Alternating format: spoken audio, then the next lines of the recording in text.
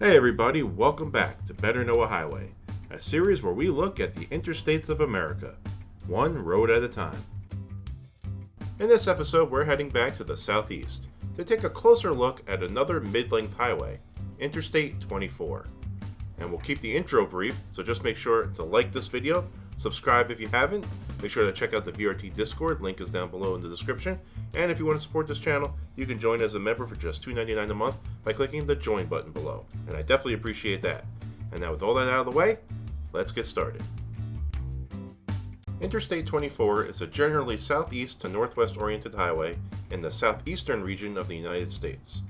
It runs for a total of 316 miles through technically 4 states, although primarily through just 3.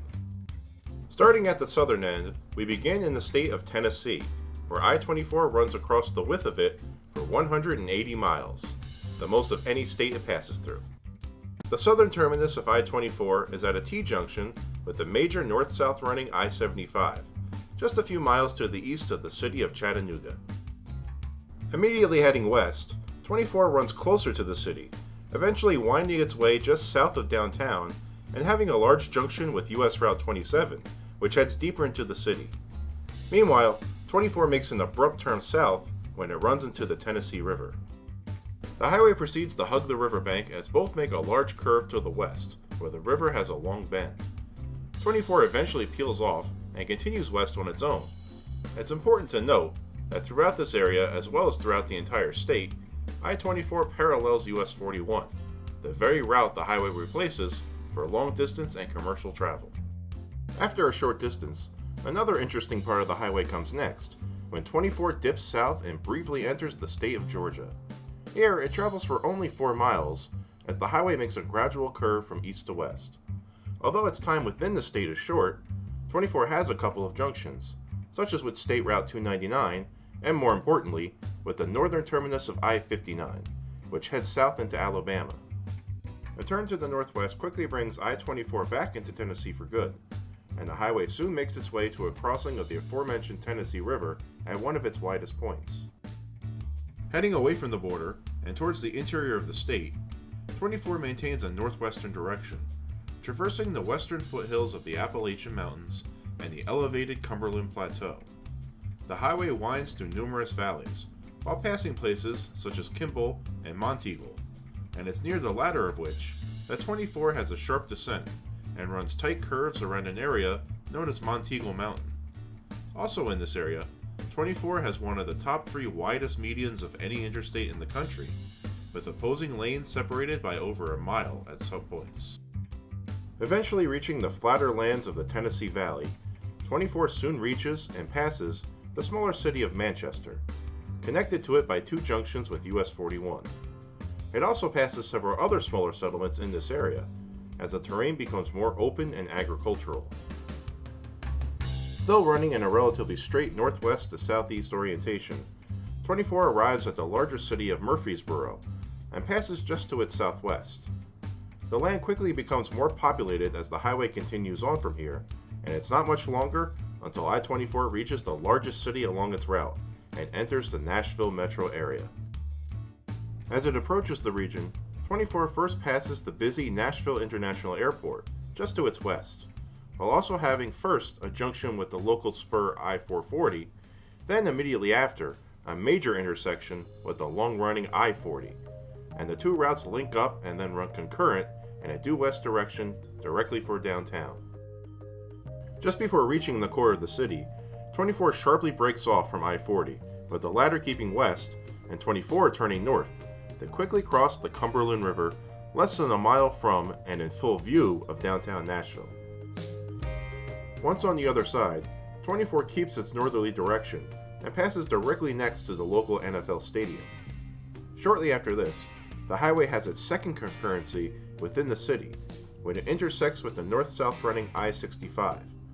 Both routes head north for a little over 2 miles before they split at a fork, and 24 bears slightly west and out on its own again. 24 then proceeds to leave the Nashville area and soon after turns back to its overall northwestern direction, heading into the rural lands of northern Tennessee. Traversing the flats in a nearly straight orientation, the highway has one last area of note within the state, when it passes the Clarksville area.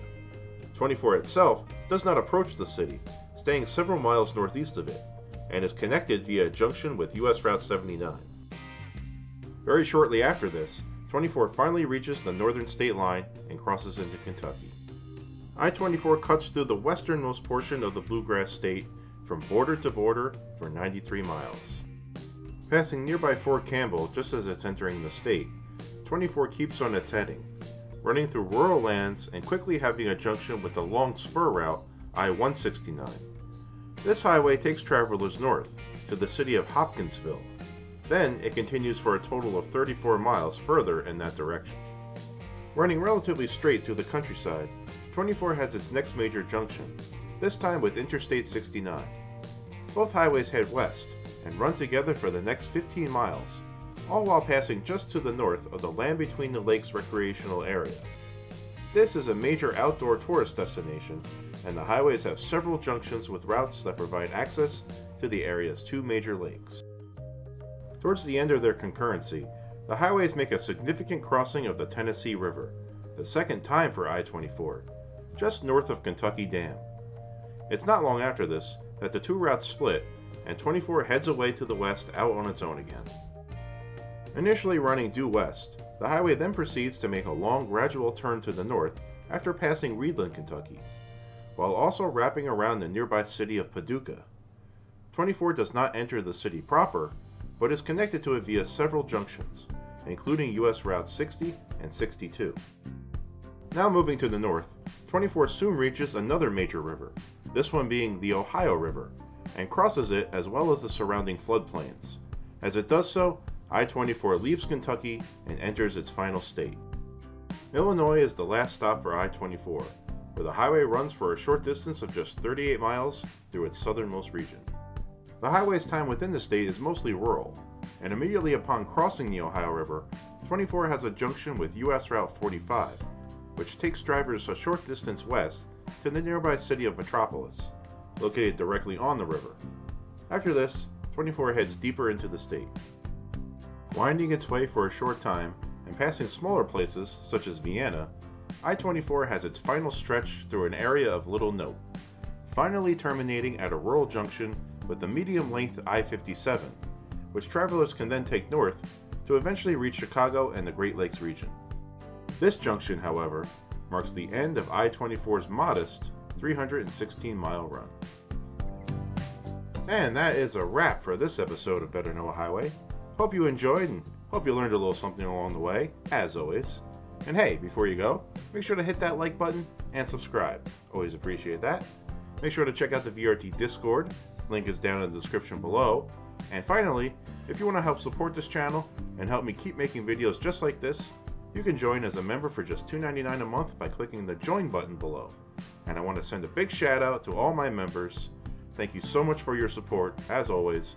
You really help make these videos possible, and I can't thank you enough. You are awesome. Way to go. And if you want to join these cool people, well, you can join as a member by clicking below, and I definitely appreciate that. Now, with all that out of the way, make sure you enjoy the ride. And up next, Interstate 22. And I'll see you then.